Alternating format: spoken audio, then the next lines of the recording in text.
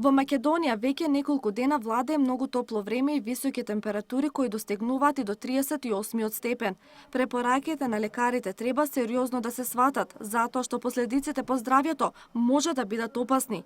Иако ова најмногу се однесува на децата, повозрасните, бремените жени и хронично болните, сепак тука како ризична категорија спаѓаат и работниците, посебно оние кои работат на отворено.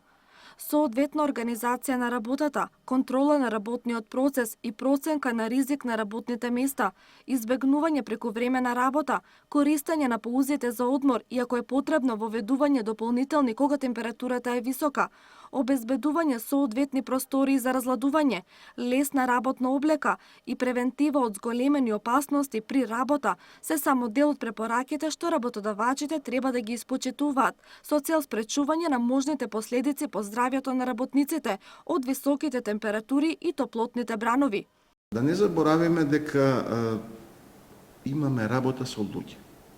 Не смееме да заборавиме дека работата за да ја завршиме, да, секако таа е битна, но можеби начинот на распределба на работното време може да се прилагоди дури на работните услови. Работодавачите постапуваат според препораките, но од друга страна соочени со крајните рокови, соочени со одредени ветувања, одредени санкции и така натаму, се јавуваат одредени деформации, малформации во системот. Доколку станува збор, да кажеме, за работа на отворено, можеби треба комплетното производство да се помести, да кажеме, во попладневните часови. Не импровизирајте. Секоја импровизација, барем во заштита преработа, води кон губење на здравје, професионално заболување или, не дај Боже, до смрт. Според првиот човек на Македонското здружение за заштита при работа, покрај работниците кои работат на отворено, засегнати од високите температури се и оние кои работат во затворени климатизирани простори. Големите температурни разлики при излегување од климатизирана просторија исто така може да предизвика влошување на здравствената состојба, појава на несвестица, вртоглавица, мачнина и повраќање, грчеви и забрзана работа на срцето. Не мора да значи само тоа за оние кои се изложени на директно сончево зрачење, него може да биде и во канцелариско работење, и оние кои влегуваат, излегуваат од топли, ладни простори и така натаму.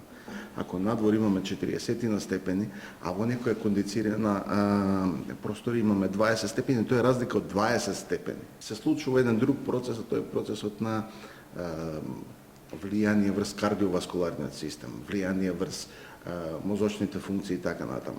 Надлежните институции советуваат работодавачите да ги превземат сите неопходни мерки и да ги почитуваат препораките за заштита на работниците од високите температури.